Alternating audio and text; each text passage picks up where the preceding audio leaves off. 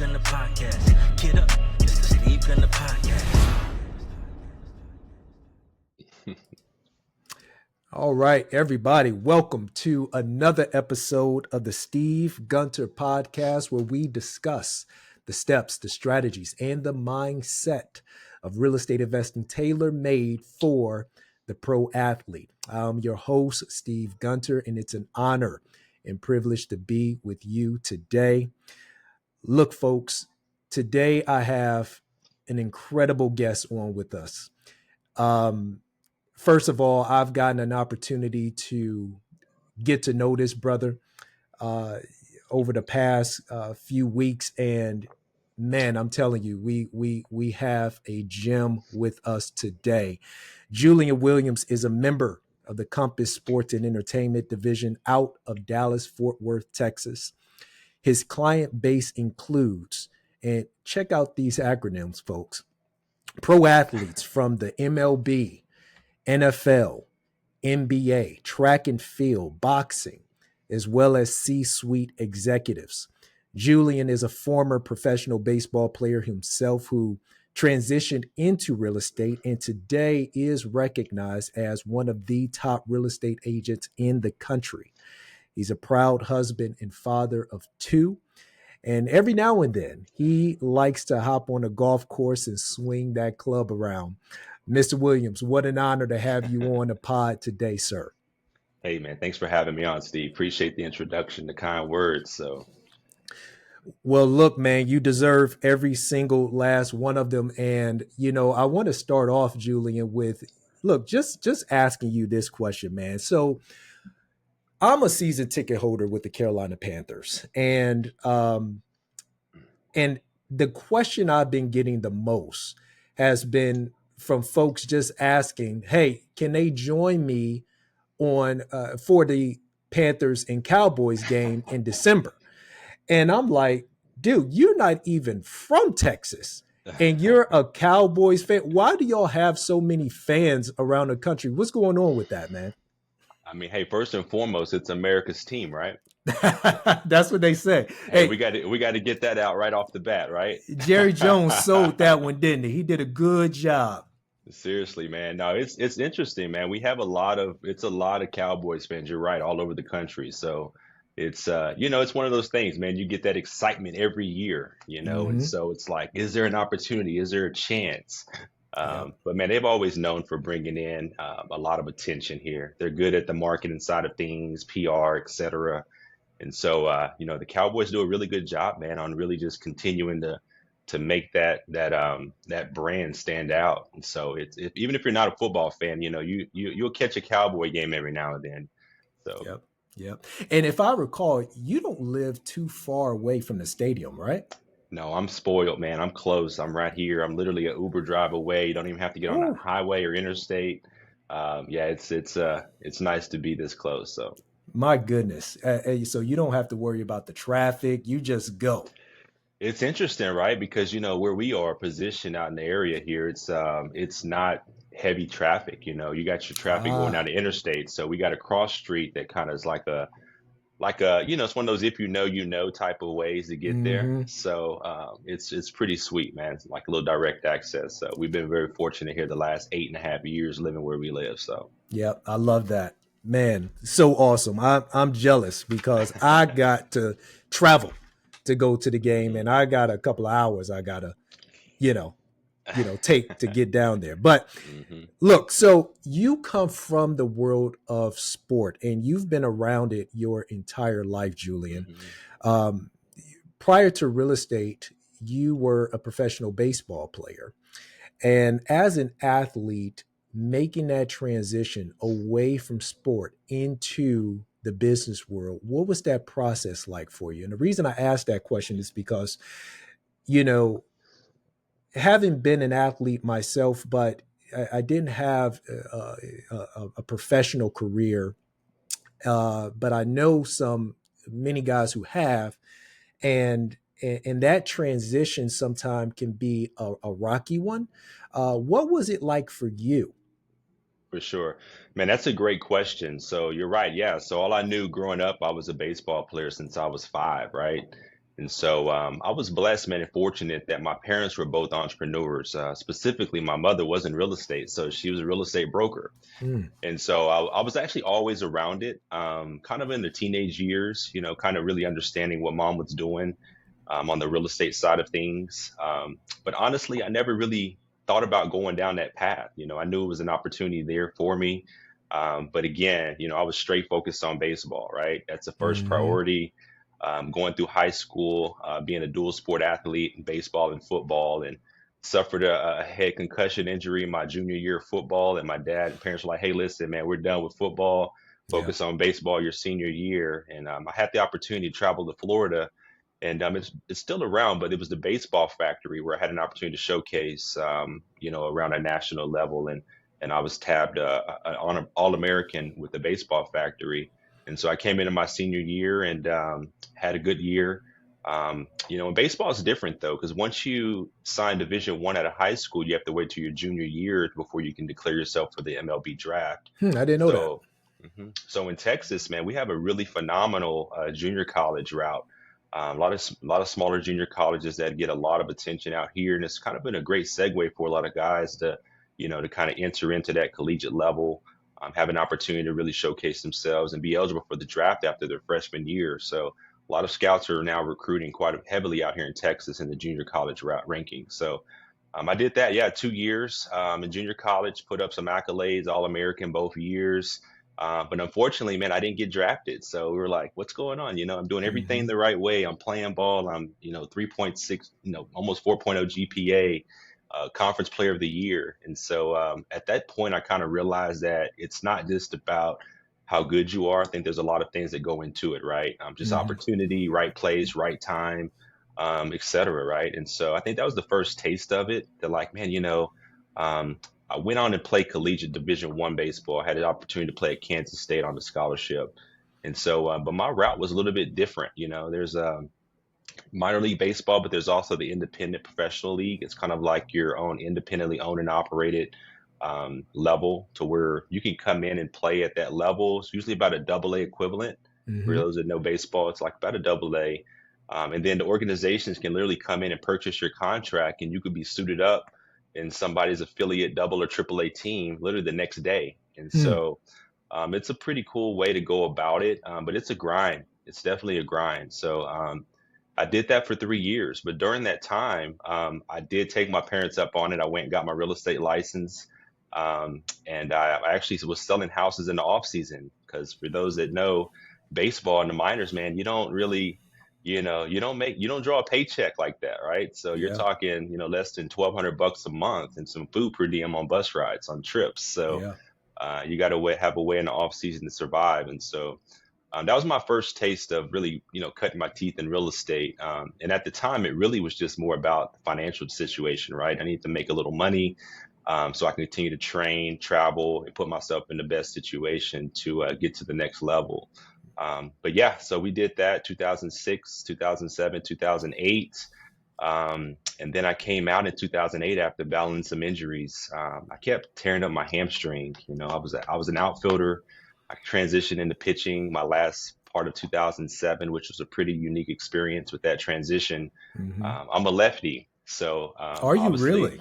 I'm a lefty. I am. So, and of course, in the National League, pitchers hit, and so and when I was playing, that was a big deal. So I had some juice left in the arms. So um, first year, I transitioned to pitching. I was top 10 in the league in ERA. Actually, later we went to the championship round, and I had a shot to go to spring training and throw for the Tigers in Lakeland, Florida. So it was a pretty surreal experience, right? But then I came back. They sent me back and said I wasn't quite ready. So I Mm. played another year in 2008 in the independent rankings, and I think that league where I was pitching, they kind of figured me out that second year. So things didn't go as planned. So that's the Hmm. thing, man. When you're at that level, you have to know how to make adjustments, and that experience is everything. So Yeah. yeah, you can have that first year where everything's clicking, but then as you start getting into that second and third year, it was really tough to kind of get over that hurdle to really transition into the mindset and the just what goes into preparing yourself as a professional pitcher. And so I was playing with guys that had previous professional experience. They were double A, triple A, ex major leaguers that maybe were going through rehab and they got released and they were kind of getting their way, back to the show through the independent rankings. So I was Hmm. sharing a bullpen with those guys. And you got to remember, I wasn't a pitcher naturally. So just kind of watching how those guys went about their business, and seeing how they prepared their body, their mindset, etc. It was interesting, right? So, but yeah, I bounced around that year several different times. I was in four different organizations, and I was dating my now wife at the time, and I was just getting mentally beat up about it. And so I made the transition to exit out after that season, in 2008. And I Hmm. said, I think it's time to transition out. I wanted to get married and take that next chapter into my professional career, which was real estate. So that was the segue. Yeah. But I had been kind of grooming myself the last few years with, learning the business. I had always been around the business, so it was a relatively easy transition for me. Yeah. I just had to shift that mindset, right? And I think for me, it was more about not just doing it to do it, but I wanted to do something that I really cared about and was passionate about. And I think that was where I had to realize that real estate wasn't just about the money. We were actually really making a positive impact in families' lives, and that's when it kind of really set on me that, man, it's bigger than me. And finally, at that point, I kind of realized that this is definitely what I want to do, and I want to put that energy and effort into being the best real estate person I could be. So it was interesting. What did you learn during your time in sport and all of the failures, the successes, the lessons that you were able to glean from that period of time? What did you learn or take away from that and begin to use towards business? Man, there's so many takeaways being an athlete for sure. I think right off the bat is just dealing with failure. I think Mm. in baseball specifically, as a hitter, I was an outfielder initially, right, my whole life. You got to realize that you can fail 7 times out of 10 as a hitter, and you're still a 300 batting average. You'll be a Hall of Famer if you can hold those numbers throughout your professional career, Wow. which means you're failing 7 times out of 10 every 10 at bats. Now remember, you only get about 4 at bats a game, right? So you go in a game and you've got 20,000 fans and they're booing you because you struck out, the first at bat. Then you get up to bat again, you strike out again. Then you get up your third time, you Hmm. ground out. Then you get up your fourth time, you strike out. And that's all you're going to be able to see that game. You got to go home and hit the showers and think about that, right? And on Hmm. top of that, fans are booing you. You got to get back out the next day and do it again. So it's interesting, some of those takeaways for me, for sure, it was just dealing with adversity as well. Um, going through the injuries and whatnot, you got to bounce back. And so playing through that, just understanding how to be a professional. I would say that's the third thing for sure. Hmm. I think just being a professional and go about your business, the preparation that goes into it in the off season, the things that you do when nobody else sees what you're doing. I think it's just that extra work. And then, of course, that competitive spirit, man. We all want to win. I think being Hmm. an athlete, you're so competitive. You don't just wake up to do this just to do it. You want to go be great at it. You want to do it as best as you can. And I think that, from a negotiation standpoint with our clients, that's important, right? We want to make sure that we win that. We want to win that every time. So those are some of the key things for sure that help transition into business for sure. Not too long ago, you and I were out at dinner with a number of colleagues from our division, and we did the go around the table and tell me a little bit about yourself sort of thing. And one of the highlights about you that really stood out to me, Julian, was your ability to observe the facts, observe many different facts, and then articulate those about your market in such a way that literally brought people in and asking to hear more.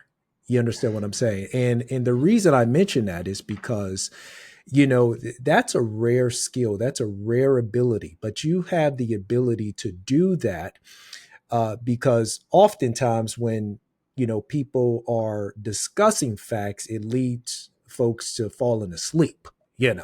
But for you though, it was as though we were listening to a story.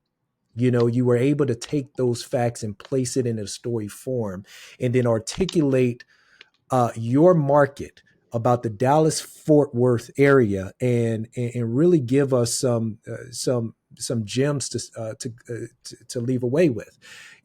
What? How did you hone that skill? Who taught you that? Where did that come from?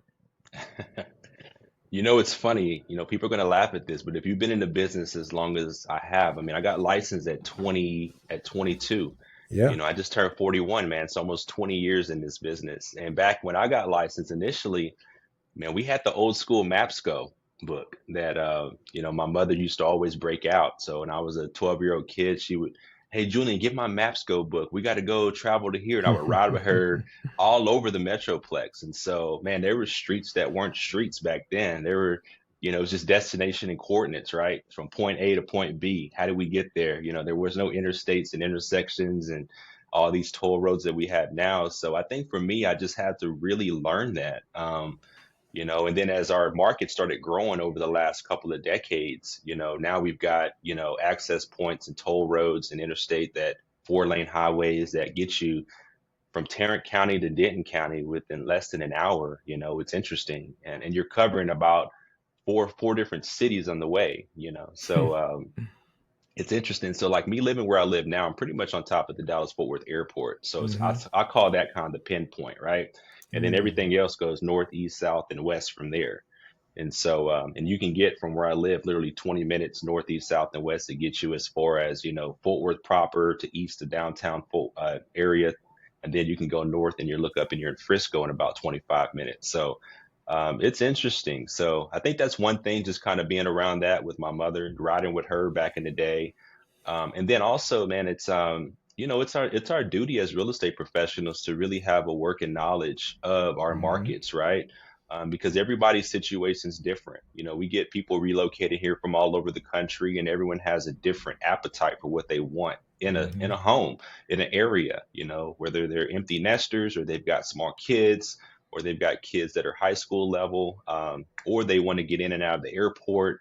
Something, you got to find out what's important to them. And as you start digging deeper and asking the right questions, Mm. you got to be prepared to help navigate them on those opportunities and options available for them. And so, back as an independent broker, which we didn't really talk too deep about that, but I was an owner operator for several years. And so, at that point, you just, I felt as a broker, I didn't have offices in multiple locations. Yeah. It was just one office, and I had to know everywhere. So, hey, Hmm. Julian, can you help in Frisco? Can you help in Midlothian, far south? Can you help me in Weatherford, or, Palo Pinto County? Of course, the answer is always yes when you're growing your business, right? Yep. So, yes, of course. Yep. And then you go out there and go become a market expert in a week or so, trying to learn everything you can find out about it, that area. But man, you can also some good resources, the economic development in each city. There's a lot of public information that's available that you can tap into with the local Hmm. municipalities and whatnot on what type of economic development is coming downstream. What's the city's master plan, over the next 5 to 10 years? And so, and then you can kind of reverse engineer on where it's been, where it's at, and see now where it's going. So those are some really good high level talking points you can have with your clients for sure. Just a little bit extra work you got to go through, right? So, Hmm. but But again, but isn't that, to that point though? That's also part of being a good fiduciary, isn't it? absolutely. And the client, even if they have lived in a particular area for years, rarely fully understands what's going on around them. And you being a real estate professional and knowing what's to come, what's currently happening, who's moving in, who's moving out, where the jobs are located, what the local economy is doing, what the school systems are doing. All of this is really vital information when it comes to talking about investing in real estate in the local market. Wouldn't you say that's also the case? 100%. I agree 100%, because it's interesting because like you mentioned school districts. I mean, we have like the city where I live in is the city of Arlington, but it's not Arlington Independent School District. It's Herschulus Bedford Independent School District, but the city of Arlington. And so when you look at a greatschools.org or you start diving deeper into the educational system, you'll see that HEB has been Generally speaking, it's been higher ranking. The teacher to student ratio is a little different. And, there's newer schools because, the metro is starting to grow a little bit more. So they're having to come in and there's a lot of bond money involved where these schools are getting enhanced. So there was a bond that was approved, Prop 1 here in our city, where we're getting a new high school that feeds from our kids into that high school. And it's beautiful. They just released the renderings. And of course, that's probably like a 5 to 7 year play down the line. Hmm. But, when you got a kid that's 6 years old and you're starting to forecast, okay, are we going to be here for the next 7 to 10 years? Or should we get ahead perhaps in another growing market that we can capitalize on an opportunity where we're seeing potential growth that we can then leverage this asset or this investment that we're in now, keep it Hmm. as an asset, or do we sell it at the type of the market and then transition to an early entry market to where we can then take the benefit of that in the next 5 to 7 years and take that appreciation that we're going to see forecasted over the next decade, perhaps. Hmm. Hmm. That's so well said. And I think, seeing the long term opportunities is of great importance to customers. But again, having an agent in your corner, such as yourself, who's able to give that insight to the customer, to the client, is of vital importance, I think. Let's talk about your family, man. You mentioned that you come from a real estate family. Your mother built a business. Talk to me about how much legacy means to you as you're carrying on the family business. I mean, legacy is everything, right? I think it's, first and foremost, it's, people say, it's not really necessarily about what you do, it's how you're remembered once it's all said and done, right? Just like Hmm. our service industry that we're in, you can have an opportunity to serve a client, right? And get that opportunity through a referral or just a relationship. But will you get another referral or will that client come back? And most likely they will based on the level of service that they and how they felt, during that transaction. So we've been blessed, man. I think that, it's obviously a service first industry that we're in, and that's the mindset that we have. Watching mom, man, mom was a pioneer. She blazed the trail for sure. So growing up where I grew up here in the east part of Fort Worth, my mother, my father being black, African American, my mother Hispanic, Mexican descent. She opened the first Spanish speaking real estate office in our county, over almost 40 years ago. And so no one was really doing that. No one was really, female, bilingual, Hmm. serving that clientele that she wanted to help, right? It was for her, it was a matter of serving people that were told no, or felt Mm. as though that they didn't have the mindset or the knowledge to pursue, obtaining real estate, And so there was a lot of programs, non-traditional loan programs that she was kind of on the front end of that, some NACA program, which NACA now is prevalent around the country in most Right. markets. But then there was the I-10 loan. So the I-10 is a temporary ID number that most Mexican citizens didn't have a social, but they had a particular or they had an I-10 number. Well, there were a lot of smaller banks that were actually rolling out these portfolio loan programs that they could use that specific ID with no tax returns and obtain a mortgage. And so she was on the front end of that over 25 plus years ago and been able to help hundreds of families, buy. And so actually, I lost mom about 8 years ago. I don't know if we dove too deep into this on our Yeah. recent lunch or dinner that we had, but it was interesting because at 2008, kind of backtrack a little bit. When I retired from baseball, the funny story is that I had my real estate license. And my dad, I remember sitting down and he was like, well, you're going to go work with your mother, right? And I was like, well, Dad, at the end of the day, I don't know if I want to go straight full time real estate. I think I hear mom arguing all the time with lenders on the mortgage side of the business. Yeah. Telling me, why don't you do your job? What do you mean you didn't look at this? And what's their DTI? Did you see that installment debt is less than 12 months and you don't have to count that against their DTI, their ratios? I'm like, Mom, what are you talking about right now? Hmm. Like, I want to learn that. What is LTV, DTI, overlays, matrix? What is a mortgage matrix sheet? And Mm. so she said, well, son, those are mortgage terms and it's going to take time. We've been doing this 30 years and you'll learn that eventually. I said, no, I want to learn that now. I said, how about this? Let me go be a mortgage loan officer, right? And let me learn that side of the business because I felt realtors, opening doors and marketing and writing contracts, negotiations really important.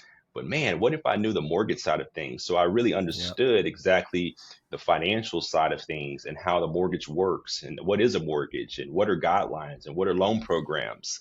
And so I kind of want to have that knowledge base. And so in 2008, right, the worst time to get into real estate, Mm-hmm.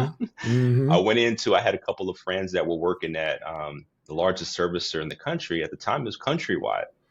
So Countrywide Home Loans, right? Yep. And so in 2009, I went in, they got me an opportunity, interviewed and got in with Countrywide, who was then later acquired by Bank of America. And we took on a large servicing portfolio.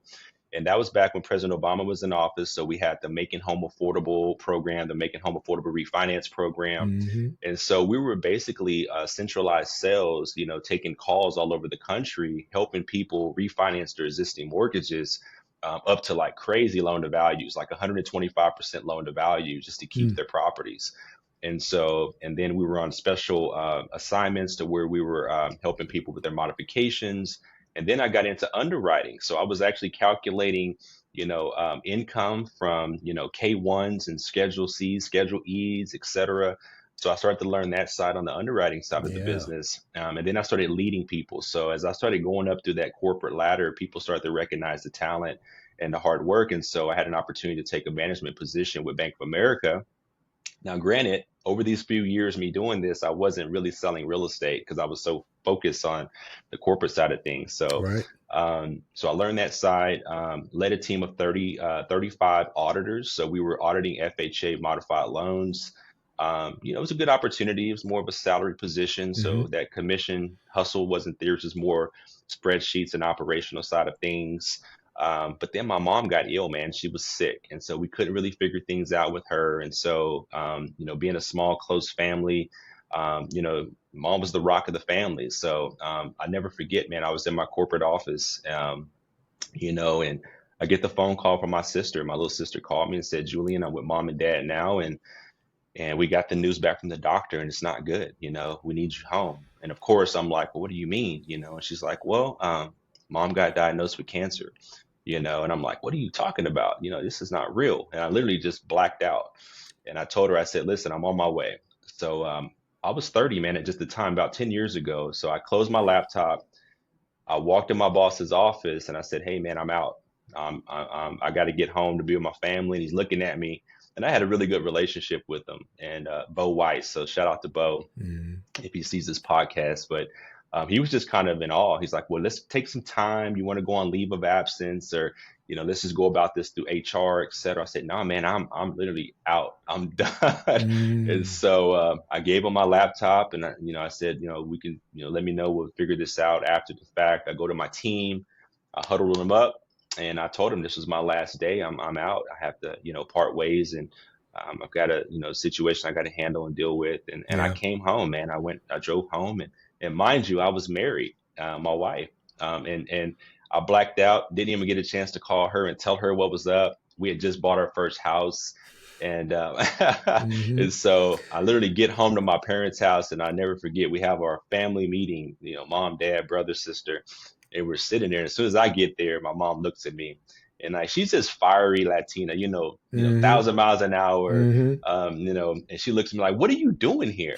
I was like, "What are you talking about? What am I doing here, man? I'm here to be with you. I'm here to Yep. help. What can we do? We got to Yep. get this thing figured out." She Yep. said, "You need to take your ass back to work." Yep. And I said, well, man, the work's beginning now, man. I'm here with you. So don't worry about that job. I quit. I walked Mm-hmm. out, She's like, what?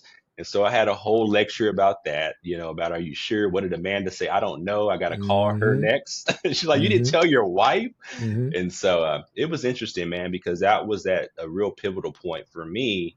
Um, Granted, just to let people know that are probably thinking, like, what did his wife say? I did tell her. And obviously, we had a deep conversation with my wife.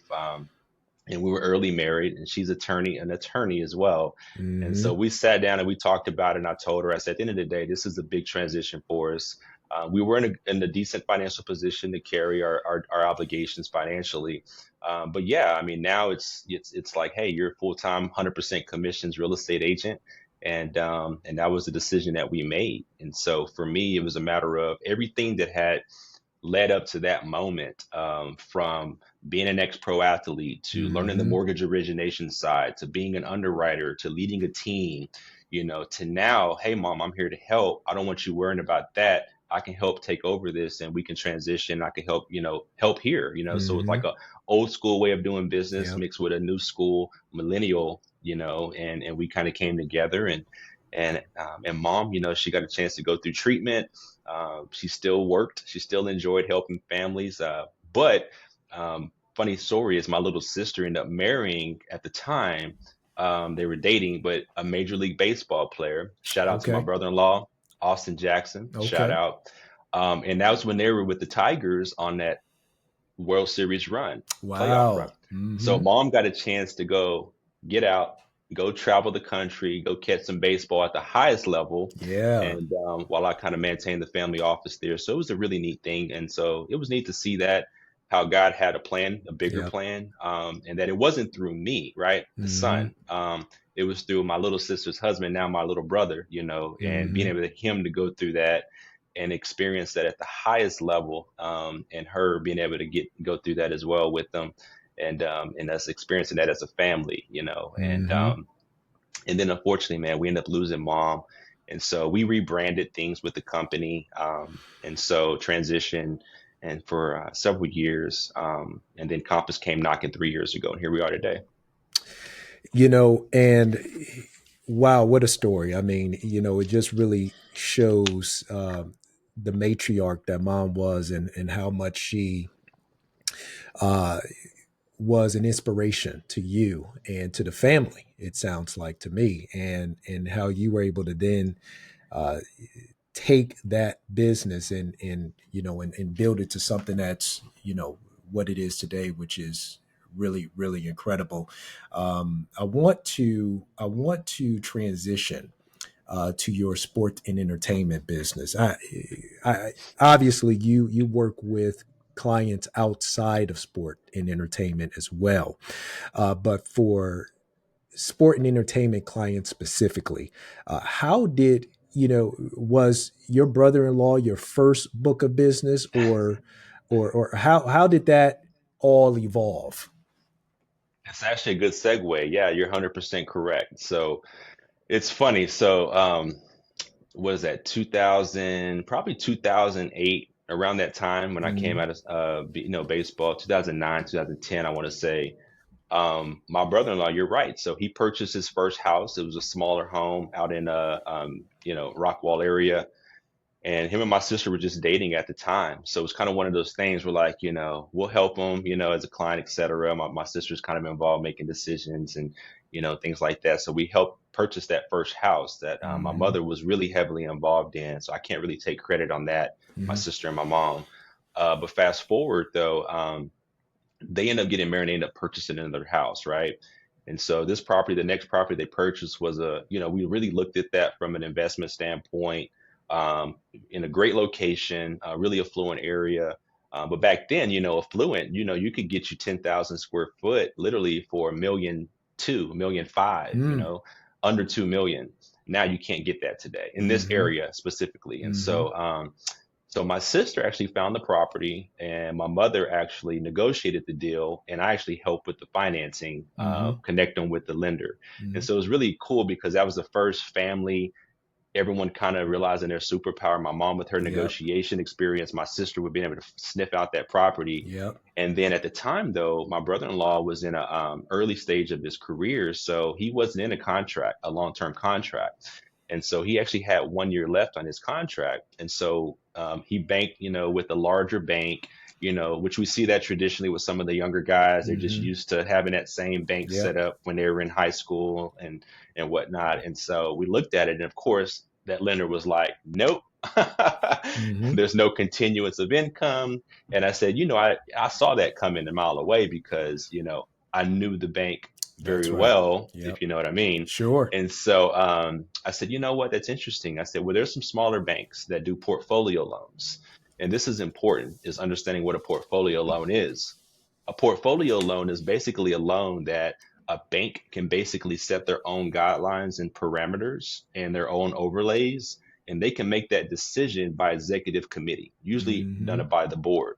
And so, there's and they look at various compensating factors as well. So not just the actual income or continuance, they'll look at the credit, but the credit may not be a big deal in some instances if you have reserves or Mm. assets or liquidity. And so we had liquidity to buy the property cash, but we didn't want to exhaust all that cash being so young in his career. If he gets injured, et cetera, now you're burning through cash. Yeah. And so we ended up doing a portfolio loan, and come to find out, the CEO of the bank was actually a huge fan of the organization my brother-in-law was in, How actually about that? Detroit Tigers. From Detroit, the gentleman was from Detroit, and so the loan officer branch manager I was working with, Keller Crowley, so shout out to Keller. He's like, man, listen, my boss is in town, the main man. He happens to be here. Come to find out, he's a huge Detroit Tiger fan. Yeah. Yeah. And everyone knows, your brother-in-law, man, in Detroit. They're like, of course, he said, sign it. Let's Mm-hmm. go. So that was the first interacting on seeing how relationships were important, leveraging some of those skill sets from a mortgage standpoint, my background, and that opportunity, man. They still have that house today. We actually have a Texas Ranger player in it right now, renting it Hmm. during the season. So it turned out to be a phenomenal investment.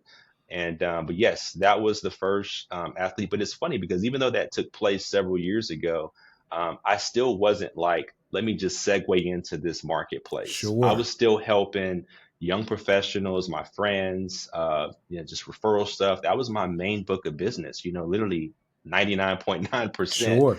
And so I think it took me a little bit later, obviously, to where I felt as though there was a real value that I offered, a lot of the athlete clients that I work with and higher level Absolutely. executives. And that's the mindset thing, man. You got to think, I wasn't a major league baseball player. I was an independent journeyman guy, right? And I Mm-hmm. think I had never really sold a home over $1 million. So there's Mm-hmm. a lot of those negative things, like the devil on one side and then God on the other side. You're kind of Yep. hearing, are you good enough? Are you this? Are you that? Yep. And you start thinking, are they going to listen to you when you get on the phone with the financial advisor or wealth manager? And I start thinking, I would hear my parents tell me, like, son, you don't even understand, man, like how good you really are. Mm-hmm. You've done everything. You've got all this experience. You grew up in the business, so you know it like the back of your hand. And then, there's a lot of things there that you got to understand in yourself. And so fast forward, my brother-in-law, shout out AJ, he had his 30th birthday party at a Top Golf event here. Mm. And it was a big one, right? 30th. He had everybody was there, who's who of everybody, right? We're Yep. talking about a lot of A profile individuals were there, and we're hanging out, having a good time. Sure. And one of the gentlemen had kind of mentioned to a mutual friend that he was wanting to relocate his mother here. And my wife, obviously sitting next to me, she kind of hits me a little bit with her elbow, like, "Did you hear him? Like, he wants to, relocate his mother." And Mm-hmm. I'll say his name. I don't have an NDA, so it was Mm-hmm. Matt Kemp. Matt Mm-hmm. Kemp. At the time, and so we had an opportunity, and we start talking, and he's like, "Yeah, I want to move my mother out here to Dallas area," and he had everyone knows Matt from the Dodgers, the Mm-hmm. history he had there, and had a phenomenal career. And so, so he had some time. So we started looking, and he gave me a little price point. We were searching a specific area, and it's funny because it turned into where there was one property I sent, and I kind of pushed a little bit higher in the envelope because you don't know, people don't know what they can That's actually right. buy and what's available. So That's right. I'm usually about showing, if they say I got an $800,000 price point, I'll say, okay, well, here's a 550, 650, here's a 750, 850, Right. and here's a 950, 1.2, They just got to to throw it understand out there. the categories. Absolutely. Yeah. And so that's the old school thing I learned: low, mid, and high. And then, of course, location, we dive into the areas, but I sent that, and he saw one that the high is like Mm-hmm. 1.2, Mm-hmm. and it was about 80% complete. And he says, Julian, I want to see that property. And I Mm-hmm. said, okay, so let's go look at the property. We drive through, walk in, and he's like, dude, this is it. I like this. Matter of fact, what I'm gonna do is I want to buy this, and I'm gonna move my mom into my house that I have down the street. Okay. Mm-hmm. Mm-hmm. And so it turned into that deal, opportunity, to where I walked him through that. It was interesting because that was my first experience working with a wealth manager. And so he had his wealth manager involved. And so he was actually about to start the season. So it was going to be intricate, first transaction working with that type of clientele. And Sure.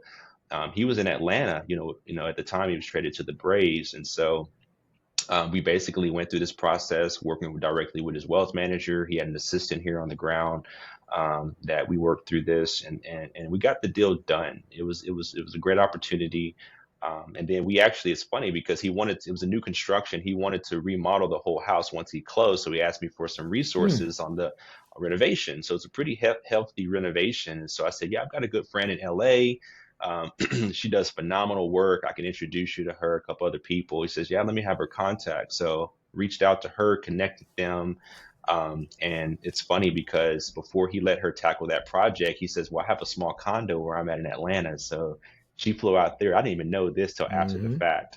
She told me, she's like, before I did that one, he flew me to Atlanta, the small condo to fill me out, to test, see my work.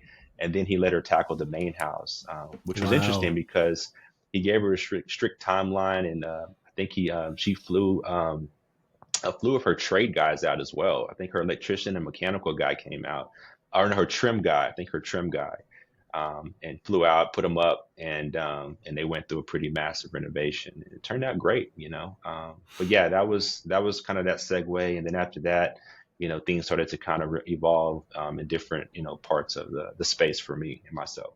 But that's what's so interesting too about that group of clientele is how important it is to have relationships and to be a relational person, a person who doesn't mind cultivating genuine relationships with people, and then also how much they're going to rely on your network of relationships that you already have.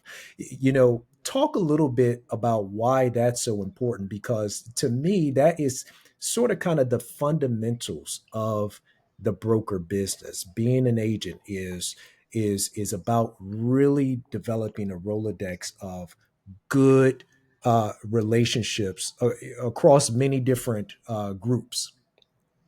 Yeah, it's important. It's definitely important. And I'll tell you what, it's lessons learned with that as well, because, as you start to progress in your career, you're going to have a lot of people coming at you telling you what they can do, right? And Hmm. so I think going through and sourcing the vets, vetted businesses and potential partners that because once you refer someone, I mean, that's definitely a reflection upon you, right? Yep.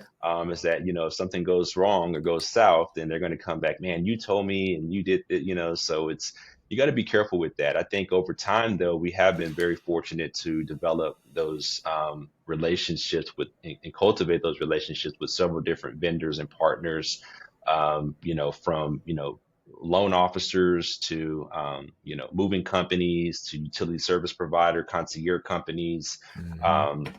and everything in between, insurance agents, handyman, Yep. contractors. Yep. So yeah, it's definitely important for sure, and it's a huge value add to have those people you can reach out that are vetted and that can execute on a job for sure. Yeah. Yeah. Um, Julian, let's transition to real estate, man, and talk about your market specifically. Where are the hot neighborhoods around the Dallas Fort Worth market right now that you're encouraging your buyers to really take a look at? All over. Mm. Man, all over, man. It's Hmm. on it's hot out here. We're still, like most markets, are in a really low inventory, environment. I think we're starting to see the city where I live in, believe it or not. I mean, it's the entertainment hub of the Metroplex. I mean, we've Okay. got city of Arlington. It's a master plan community, and there's 33,000 homes. It's large, but we're kind of on the back end of this development project with these developers, but close proximity to the airport.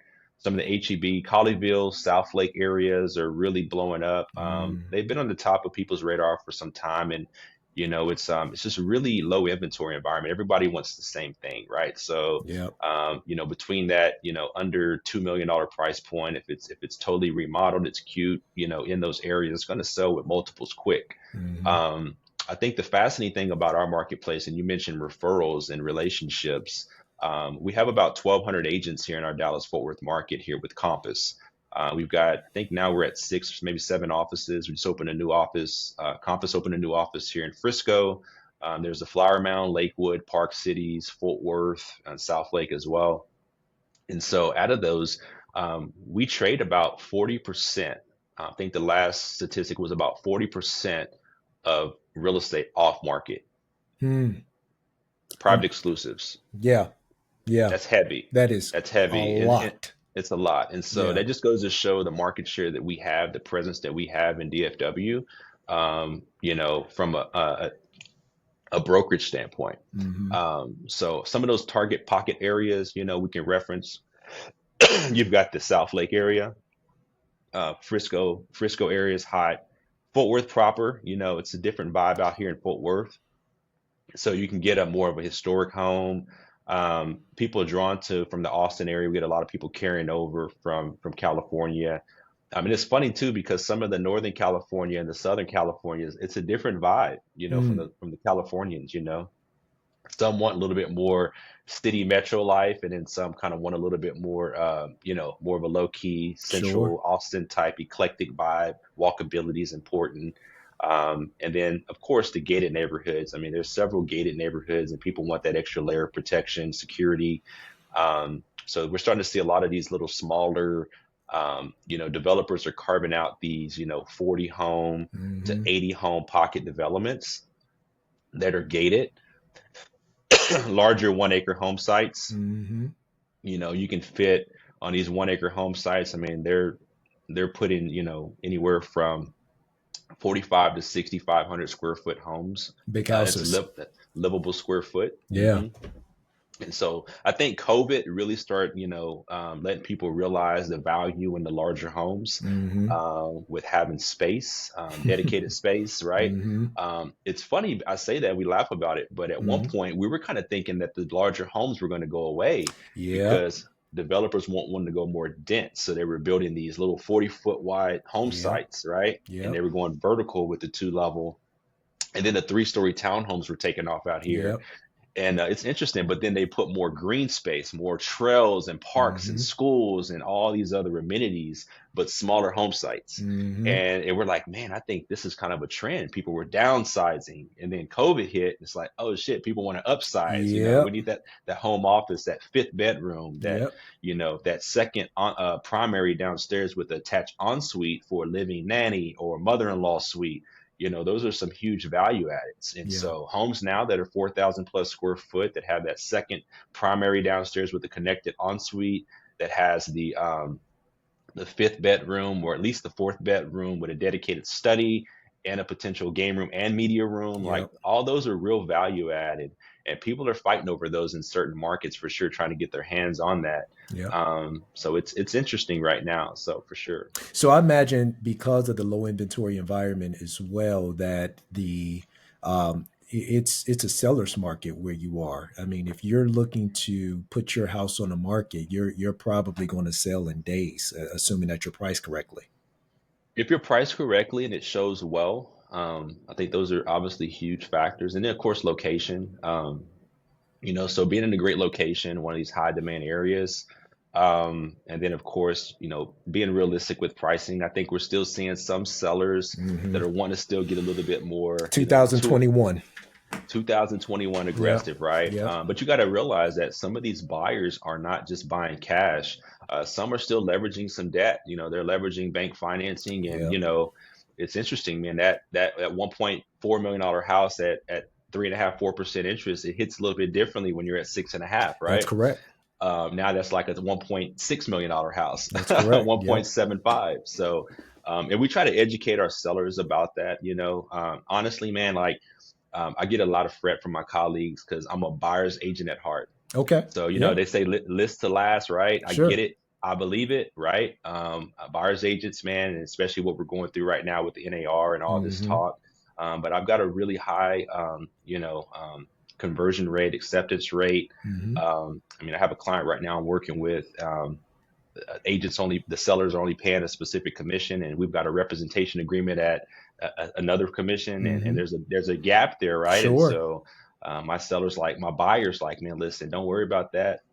It's done. We know your value. There's no Hmm. questions asked. That's getting taken care of. Yeah. You're worth every dime. And so I think that's one thing, man, for me is as I am a buyer's agent at heart for sure. I do enjoy listings and marketing real estate, but man, for me, it's nothing like, having a client walk through that front door and like, Julian, this is it, man. What do we got to Hmm. do to get this done? and then working with the lender to kind of, strategize on offer presentation if they're leveraging debt, working with their wealth managers and advisement team on how to, how we can better position and leverage an opportunity to get a deal, right? Mm-hmm. Because there's still some deals happening right now for sure. I got a client right now. I mean, literally, we're in one of the hottest markets, and we're seeing that some of these properties where they came out the gate high in the Q1 are starting to sit, Yep. as we're Yep. getting into the summer months. And those sellers were kind of holding firm, right? And then we saw a dip in price Mm-hmm. reduction. And now that we're kind of on that dip, and like now is the time to really capitalize on it because now more buyers are entering the market. Now it's summertime, and so we're trying to catch those that have caught that dip, that are at that dip where we can capitalize here Yep. before now that extra buyer pool comes out, and now those are all getting scooped up. And so we got a few deals in escrow now that our buyers are I would say winning for sure. And I'm excited for them because they were patient, they were aggressive, like that passive aggressive approach, and Mm-hmm. things were kind of timing out because they were in their rentals, kind of phasing out of the rentals. And so, you got to make that decision. You don't want to extend that lease. Mm-hmm. Let's get into this market and this negotiation and take advantage of it before it gets real crazy as we get in the latter part of the summer. Julian, where does your luxury market start in So for DFW? in DFW, it's interesting because I would say that our luxury market is really over that 3.5, Okay. 4 million. That's Okay. kind of where that's considered luxury. Okay. I don't think you'll have any pushback on that. But again, I think that, even in that 1.5, 1.3, I mean, you're getting a luxury home. Is It's that the funny. sweet spot? Is that where you're That's seeing a lot of consumers going towards? There really is, yeah. And Okay. so, like, and even my athletes, for example, I've got one of my football guys. He plays right now, and he's an active player. And they won. It was a referral actually from one of our S&E agents out Yeah. in Houston. So shout out Alicia Jammer if you Alicia watch this Jammer's the podcast. best. She's the Yeah, best. Oh man. Yeah. she's the best. So we had a client. She referred a client over. Their wealth manager was very active in the process as well. We picked him up. The wealth manager, everybody's riding out, right? We're all Mm-hmm. looking at properties, and so, well, we landed on a property that was in Frisco, like right up, like close to the tollway, really hot area, and so in a gated subdivision, one of those little pocket 80 to 100 home subdivisions, Mm-hmm. gated at the front, one way in, one way out, right off the tollway, and very close to his off-season training facility, which was really important for him to be close to his off-season training facility. Um, and this property we landed on, honestly, it was a new construction, custom builder, smaller builder that Mm-hmm. only builds probably about 8 to 12 houses a year. Yeah. And this property it had just got their certificate of occupancy, so they just finished it, Mm-hmm. just got their CO, and we came in and we got that property for less than, I think we landed at 1.3, Okay. 1.3, Yeah. 1.3, and we're talking Yeah. 4,600 square foot, That's a big like we house. mentioned, uh, 3 rooms, a gym, private little gym area, ensuite downstairs, primary downstairs. So I had 3 rooms down, open concept, really Yep. small yard though, Mm-hmm. which was fine. Really small backyard because they didn't want a lot of maintenance. They wanted a Mm-hmm. lock and leave opportunity with not a lot of yard maintenance. Um, and it was a phenomenal opportunity. So, and then the house next door literally start breaking ground. They're in rough in phase right now, so Mm-hmm. they're roughing in the plumbing, etc. And it's actually listed by another Compass colleague of ours, Mm-hmm. and pretty much the same specs. And the renderings came out. The renderings look pretty damn comparable to our house, Mm-hmm. and they're listing that property for $500,000 more than what we just got Oh ours yeah. for. Oh yeah. Oh And yeah. so when you Good talk for about him. potential upside, That's man, right. because that was the play, right? They were like, well, maybe this is a 2 to 3 year investment. If we got to get out of here, we get traded, or we just want to do something different, then can I get out of this property? So Mm. I was interviewed by Dallas Morning News, and I have a publication that's out there that was launched on the internet. It was about the biggest misconceptions on athletes and their purchases, right? Everyone thinks that our athletes are buying these 3, 4, 5 million, $20 million houses, and Yep. they're not. It's Yep. actually the complete opposite. Correct. And so, like for instance, that property was, 1.3. Got one of our Cowboy players. He actually came out of a lease, and we put him in to buy and work with his wealth manager as well. And we found him in Frisco as well, a new construction townhome, right? 3-level townhome, front entry garage, 2 levels, living space. And we landed on that property for under $700,000. Oh, beautiful.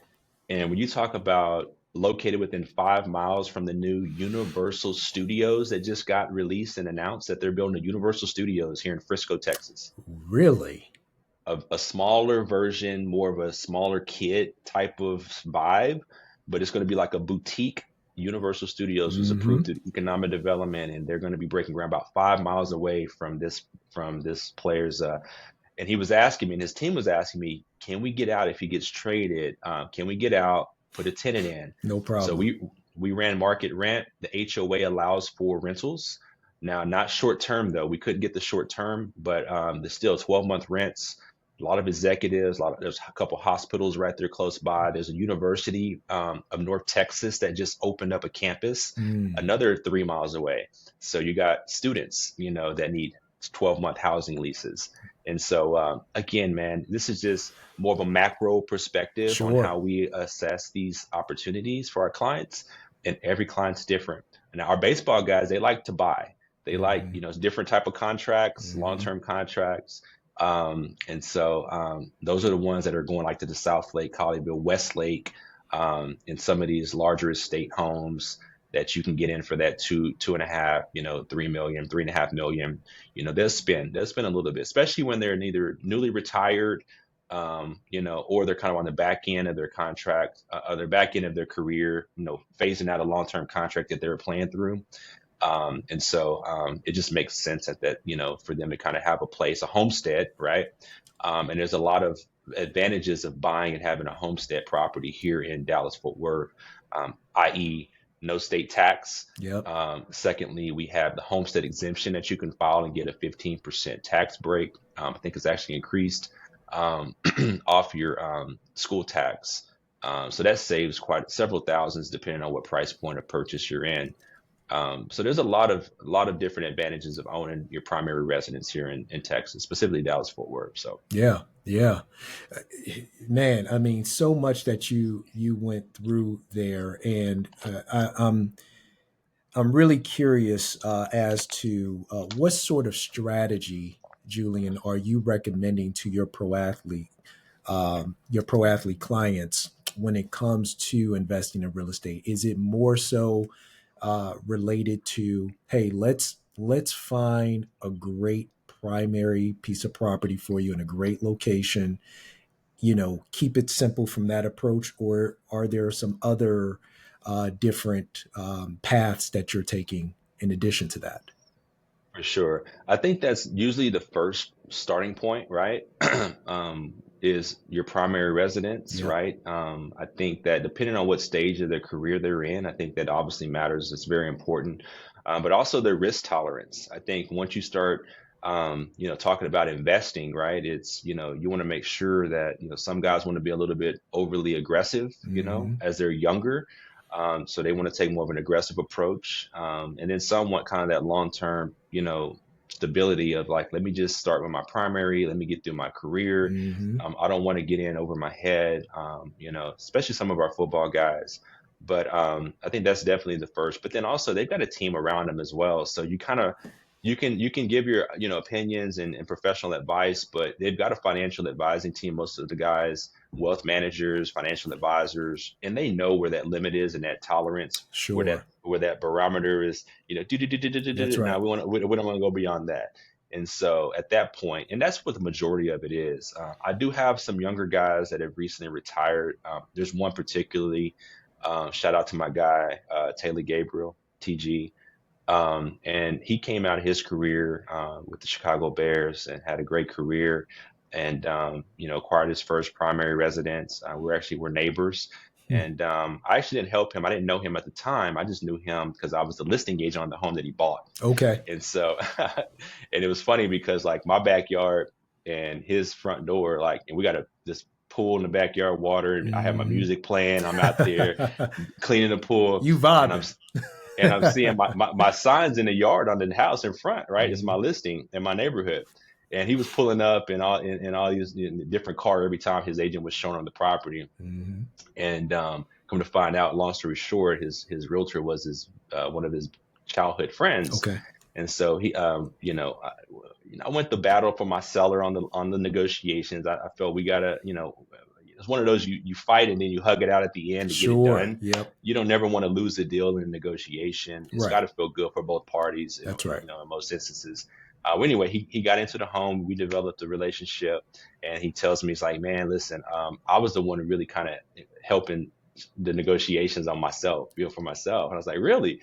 And he said, but you kind of got the best of us, man. I'm gonna just be honest with you. He says, but I want to ask you, man, like I want to get into real estate, and I want to see if that's something that you would, kind of share with me a little bit about how to do that. And so we started out with some investing, smaller stuff.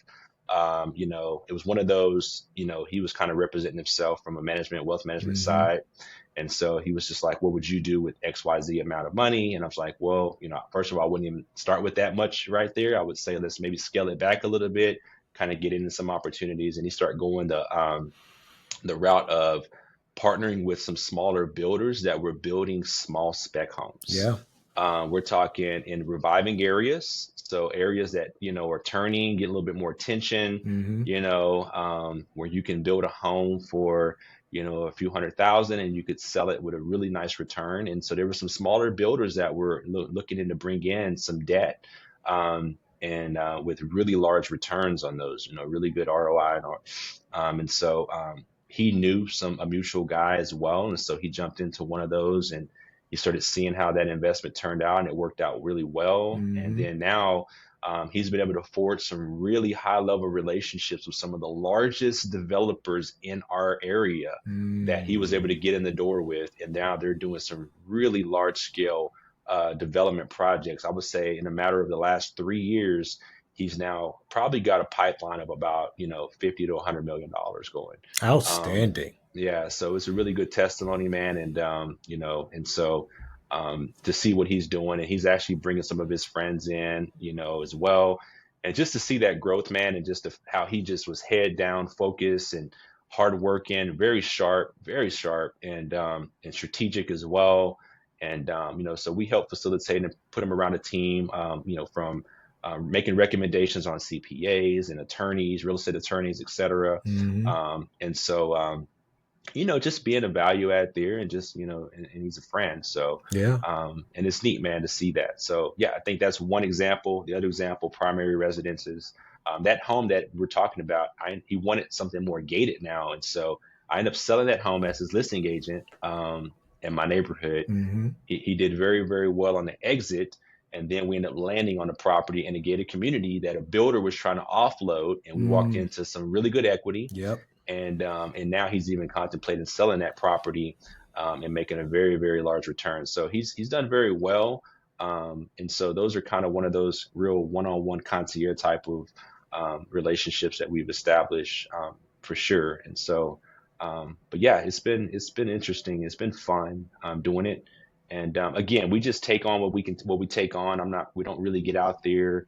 I think that's when we're not really, high volume driven anymore, personally, myself. Yeah. And so it's just a different chapter of my career over the last couple of years.